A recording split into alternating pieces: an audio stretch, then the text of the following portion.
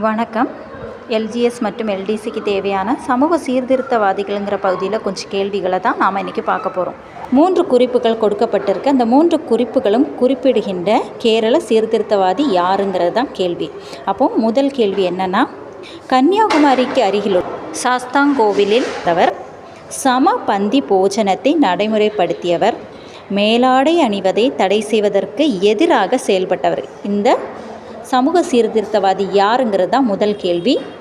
விடை வைகுண்டசாமி. வைகுண்டசாமி தான் கன்னியாகுமரிக்கு அருகில் உள்ள சாஸ்தாங்கோவிலில் பிறந்தார். அனைத்து ஜாதியினரும் ஒன்று என்று தெரியப்படுத்துவதற்காக நடத்தப்பட்டதான் சமபந்தி போஜனம். மேலாடை அணிவதை தடை செய்வதற்கு எதிராக செயல்பட்டார். அதாவது மேலாடை அணியக்கூடாதுங்கிற ஒரு கட்டுப்பாடு கேரளத்தில் நிலவி இருந்து அந்த மூட நம்பிக்கைக்கு எதிராகவும் அந்த அடக்குமுறைக்கு எதிராகவும் செயல்பட்டவர் யாருன்னா வைகுண்ட சுவாமிகள். அடுத்த கேள்வி, திருவனந்தபுரத்தில் உள்ள கண்ணமூலையில் பிறந்தவர். தாழ்த்தப்பட்டவர்களுடன் சமபந்தி போஜனம் நடத்தினார்.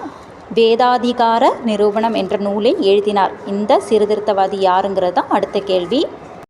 விடை சட்டம்பி சுவாமிகள். இவர் தான் திருவனந்தபுரத்தில் உள்ள கண்ணமூலையில் பிறந்தார். தாழ்த்தப்பட்டவர்களுடன் சமபந்தி போஜனம் நடத்தினார்.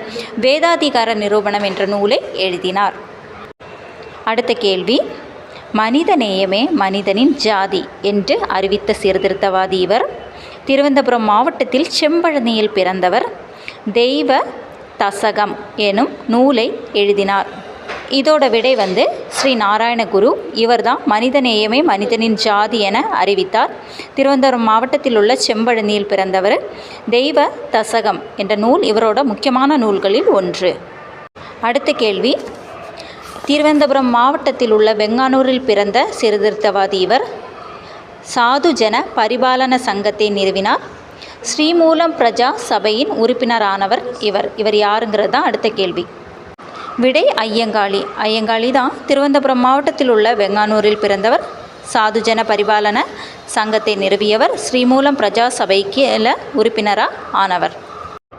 அடுத்த கேள்வி, மலையாளம், உருது, அரபி, சமஸ்கிருதம் முதலான மொழிகளில் புலமை பெற்றிருந்த சீர்திருத்தவாதி. திருவனந்தபுரம் மாவட்டத்தில் வக்கம் எனும் இடத்தில் பிறந்தார். சுதேஷாபிமானி பத்திரிகையை துவங்கியவர் இவர்தான். இவர் யாருங்கிறது அடுத்த கேள்வி. அடுத்த கேள்விக்கான விடை வக்கம் அப்துல் காதர் மௌலாவி.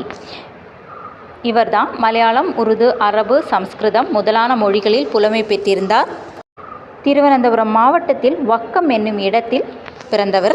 சுதேஷாபிமானி பத்திரிகையை துவங்கியவர் இவர்தான். எஸ்சிஆர்டியில் ஸ்டாண்டர்ட் 7 சோஷியல் சயின்ஸ் செகண்ட் பார்ட்டில் உள்ள டெக்ஸ்ட் புக்கில் இருந்துள்ள கொஞ்சம் கொஸ்டின்ஸ் தான் நீங்கள் இப்போ பார்த்தீங்க. வரும் நாட்களில் அதிகப்படியான எஸ்சிஆர்டி டெக்ஸ்ட் புக்கில் உள்ள கொஸ்டின்ஸை நாம் டிஸ்கஸ் பண்ணலாம்.